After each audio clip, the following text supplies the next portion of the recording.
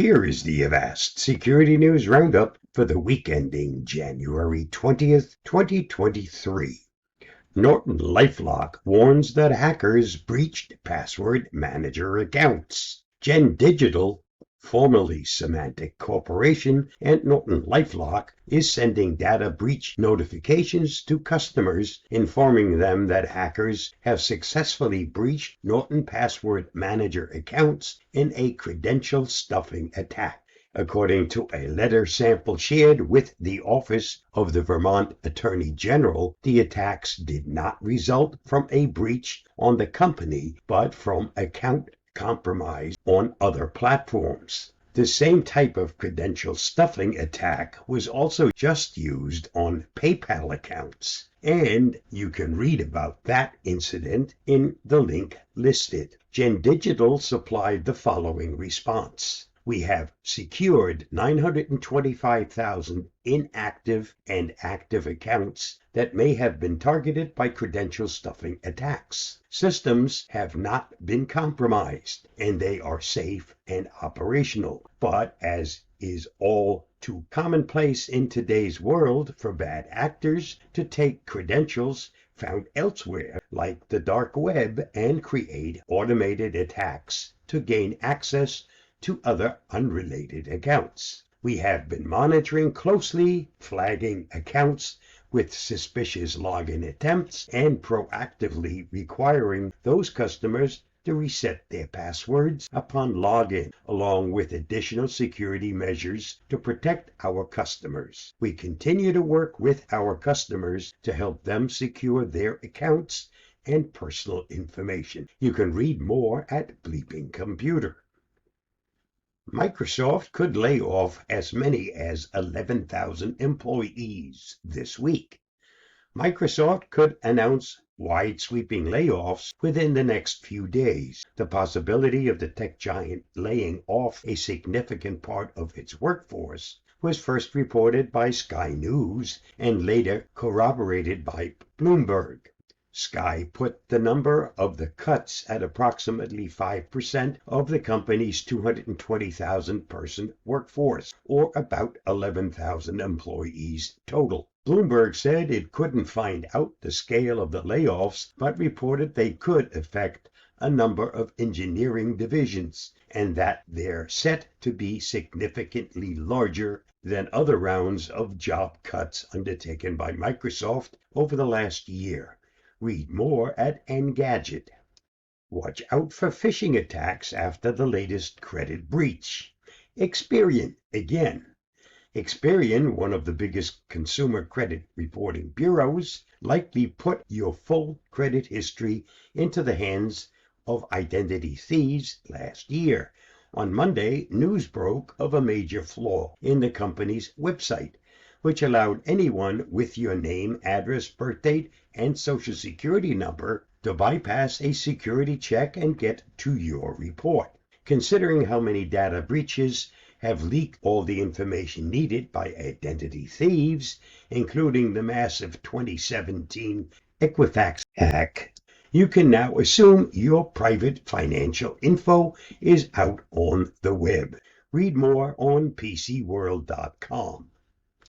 MailChimp says it was hacked again. Email marketing and newsletter giant MailChimp said it was hacked and that dozens of customers' data was exposed. It's the second time the company was hacked in the past 6 months. Worse, the breach appears to be almost identical to a previous incident. The Intuit-owned company said in an unattributed blog post that its security team detected an intruder on January 11th accessing one of its internal tools used by MailChimp customer support and account administration, though the company did not say for how long the intruder was on its systems. See TechCrunch Plus for more. New font mandate creates frenzy at State Department.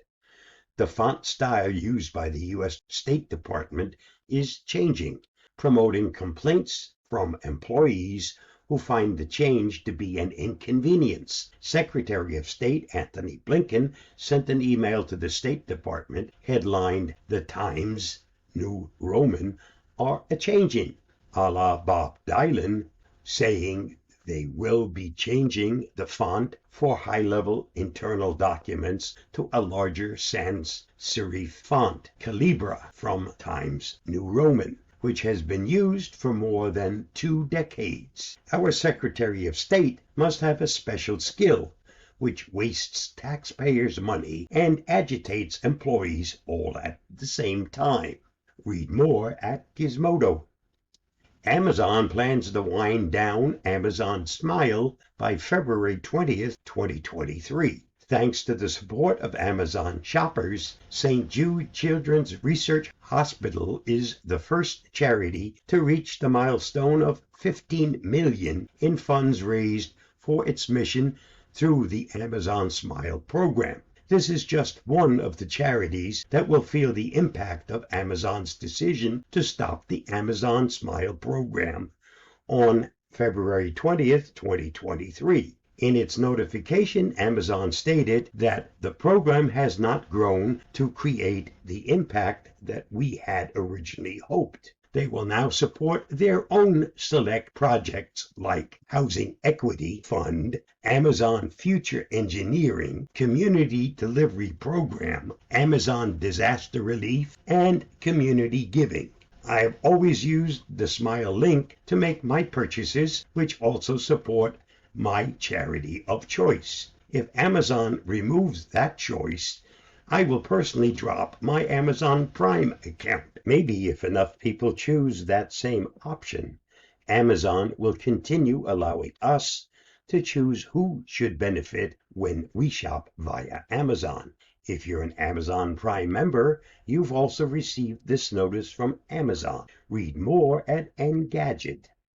This week's must-read on the Avast blog. Read Avast's top articles on what's on the dark web in 2023. Read the article at the link listed or watch my video at the YouTube link listed. Did you know only 8% of the global currency is physical money? The rest is in digital form, like debit and credit cards. In Mexico City, there are special bins that offer free Wi-Fi to people who properly dispose of their dog's poop. Facebook is a divorce lawyer's best friend. In fact, 1 in 7 divorces are blamed on Facebook. Just thought you'd want to know. And that wraps up this week's Avast Security News Roundup. Stay safe, stay secure, and I'll see you again next week. Bye-bye.